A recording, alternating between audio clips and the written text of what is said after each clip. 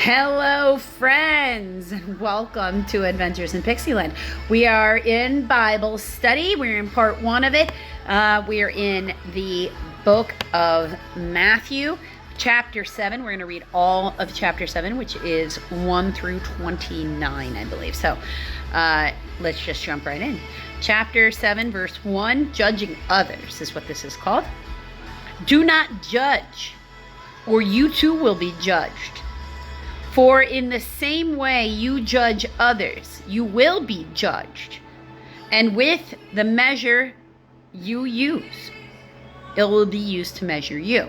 So if you're judgmental of people in this subject or that subject matter, you need to be perfect in that. Because otherwise, you don't really have the right to say anything. Really, we're just not supposed to judge anybody ever, which is really the answer. Because perfect. Ooh, that's rough. Perfect. Humans don't really, Jesus did perfect. The rest of us do the best we can. So,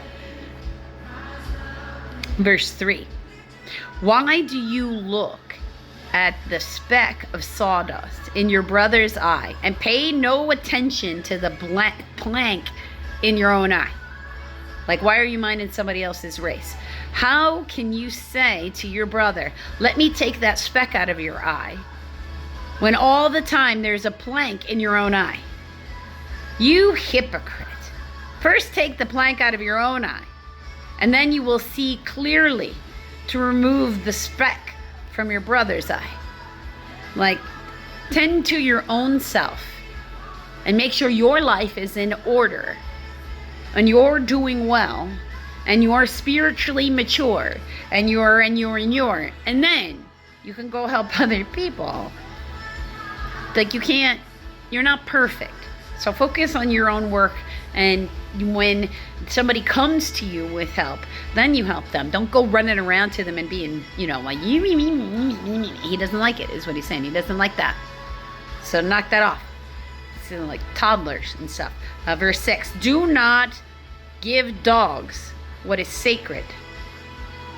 Do not throw your pearls to pigs. If you do, they may trample them under their feet and then in turn and tear you to pieces. So, he's saying you don't have to make any sacrifices to anybody or for anybody that is, not actually living the words they say, the holy life that they claim to say. He's really talking about the Pharisees here, is what he's saying. You don't have to go there if you don't want to. Your soul is sacred. Don't give it to other people, right? Ask, seek, and knock. Verse 7. Ask, and it will be given to you. Seek, and you will find it. Knock, and the door will be opened to you. For everyone who asks receives. He who seeks finds, and to him who knocks, the door will be opened. Which of you, if the son asks for bread, will give him a stone? Or if he asks for fish, will give him a snake? If you then, though you are evil, know how to give good gifts to your children, how much more will your Father in heaven give good gifts to those who ask him? So in everything, do to others what you would have them done to you. Therefore, this is the sum up of the law and the prophets. Yeah, treat others how you want to be treated. Don't act like you can treat them like they're less than you. That's really what you're meant to learn from the Old Testament. You're meant to learn from the mistakes that the kings and everybody was making. So when you need something, ask him. Pray to him, ask him, and then wait.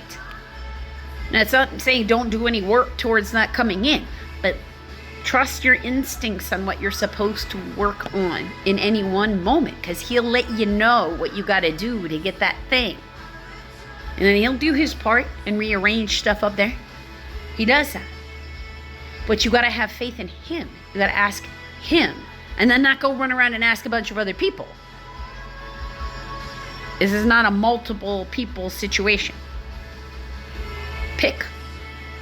You know, he's really asking you to pick. He's asking you to pick him. The narrow and wide gates. Verse 13. Enter through the narrow gate, for the wide gate is broad, and the road leads to destruction, and many enter through it. But small is the gate, and narrow is the road that leads to life, and only few find it. There's a highway to hell, and a narrow footpath to heaven. And the narrow footpath to heaven comes with trials and troubles and tribulations, and could be fraught with danger, and you have to be willing to not need to know what's going to come next, but to do what your insights and your instincts, from a healed state, in a calm state, intentional is the best way to think of it. Being mindful and intentional, planning out your actions, stopping and thinking, responding, not reacting. Reactions is instantaneous. It's like catch the baby before it falls, slam the foot on the brakes, swerve at the last minute, zig not zag. Those are all reactions. Usually you're talking about danger and life and death situations. The rest of life, response. Now I'm going to use a phrase that I did not come up with. A woman who has been invaluable in my life. Her name is Mary. I do refer to her as Mother Mary, but she's my other mother. Now, I love Coraline, and it's spooky season, but she's not creepy like that. Spiritual, yes. Creepy, no, not creepy. She's really, just a hippie who now happens to be in her 70s. It's really what she is. So, spiritual in that way. Although also, Christian in faith, Catholic specifically. But I generally refer to her as Mother Mary. She taught me this phrase because I'm not a move quick, kind of think quick, move quick. That's not always the best way. And she's a slow and steady. So practice the pause is the phrase she gave me. Practice the pause. We want to respond, not react. And the difference between those two things, for the way I quantify it, is thinking. That's what you're doing. You're stopping. Now, this part comes from my various studies. So you're stopping. And if you take, it's about 6 deep breaths, in and out. Now, depending upon what you're trying to do with your breaths, you might want to breathe in through the nose, out through the mouth, in through the nose, out through the nose, in through the mouth, out there. There's another one too. Again, not mine. That comes from this other wonderful lady that I know from Mary, and her name is Marilyn. And she gives a breathing technique. She has a muse. You can go find her over there. She comes to Tucson for the gym show too in end of January, beginning of February, if you're looking for any of that kind of stuff. There's different type of breathing techniques that match up with the elements, if you will. So are you trying to come up with a new idea? Are you trying to psych yourself up? Are you trying to calm yourself down? Are you trying to ground yourself? Right? Because calm yourself down is in your emotions. So the water element versus the grounding, the earth element, that kind of thing, all together. So recentering is so important if you're going to practice the pause, because it's giving you time to think. 6 deep breaths is about 90 seconds. And science says that a moment is defined as 90 seconds long. So every minute and a half, with those 6 deep breaths, neuroscience says you reset your nerve endings in your brain. You set up a calming state so that you can then think. It doesn't mean you're going to respond slow. 90 seconds really isn't that long. It can be life or death. If you need a reaction time, you need a reaction time. But for most things in life, you need a response time. We're so anxious Because we think we're supposed to instantaneously, microsecond fast, respond to every stimuli in the world. And we think that's healthy, and it's not. That's not how it's supposed to work. That's the opposition telling you that you ran out of time. No, if somebody's life is not in immediate danger, you have time to stop and think, and you should. When you're in that calm state, that's when you can hear him. Nobody is brought into your life by accident. Deep breaths. Recenter. Ask. Be willing to wait for a response. Anybody who wants to rush you and right that moment, it tells you that you don't have time when somebody's life is not literally in danger. Right? Because everything else is stuff. Living beings are the only things that cannot be replaced when destruction happens. Everything else is stuff.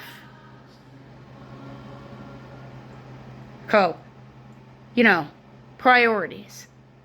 Then you have time to take that breath, to find the narrow footpath, to give him time to talk to you. We are supposed to have learned how to self-soothe. So this is part of self-soothing. It doesn't mean that you won't have coping mechanisms. Yes, you will.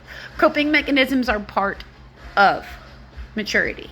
Knowing what you need and then not waiting for somebody to give you permission to go get it, but getting it in a way that has honor and does not harm others.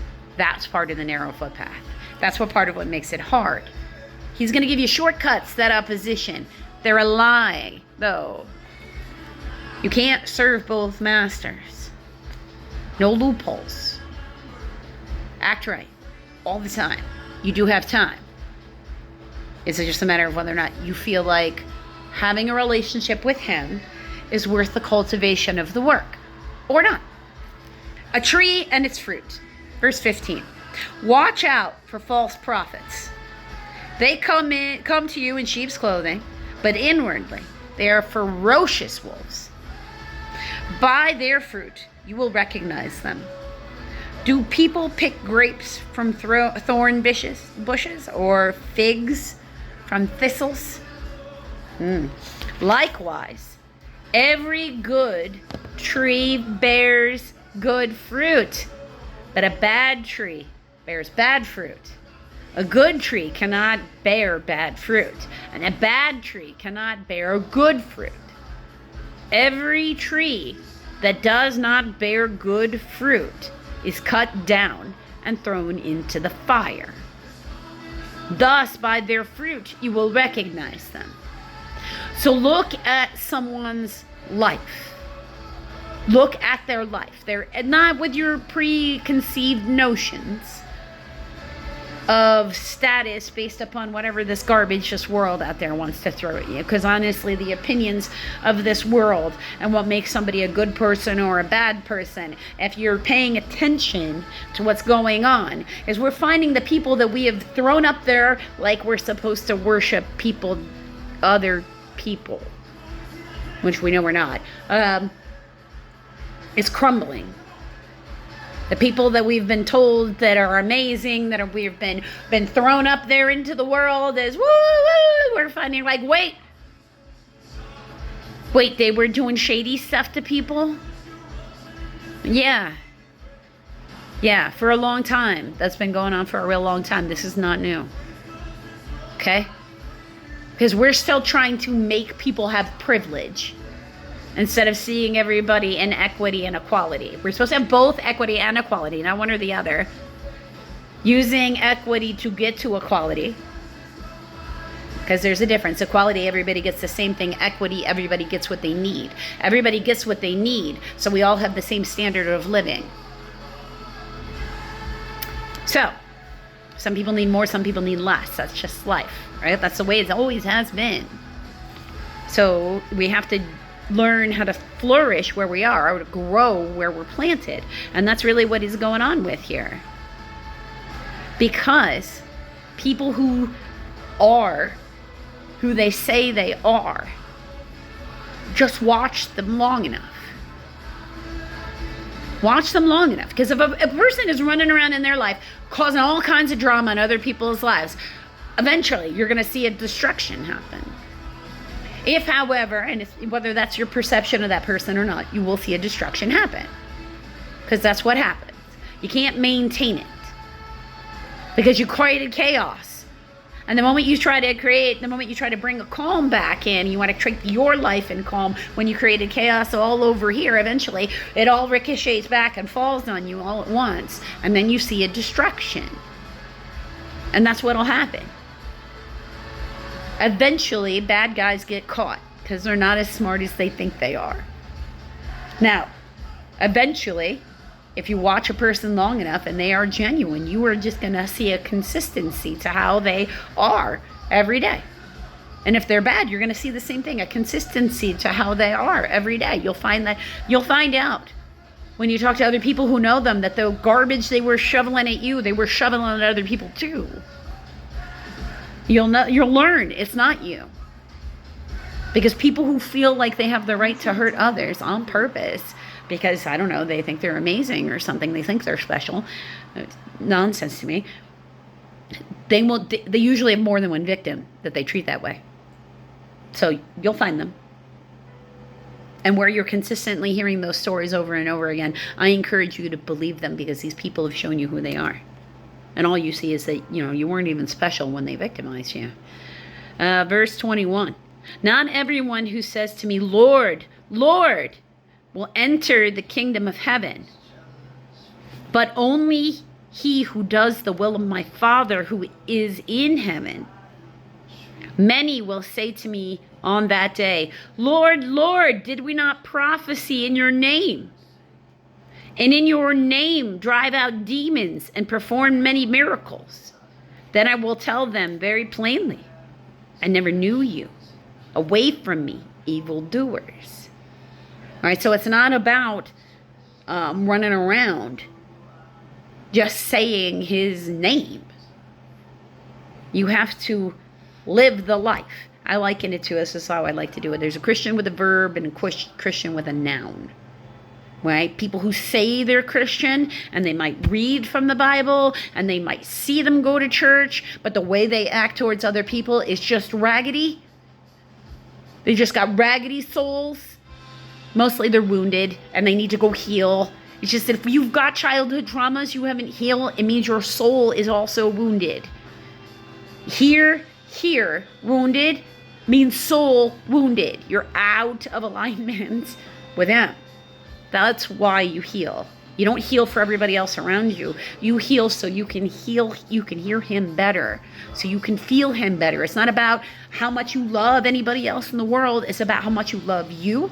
And in loving you, you love him. If you don't love you, it's going to be hard to hear him. He loves you every moment. That doesn't change.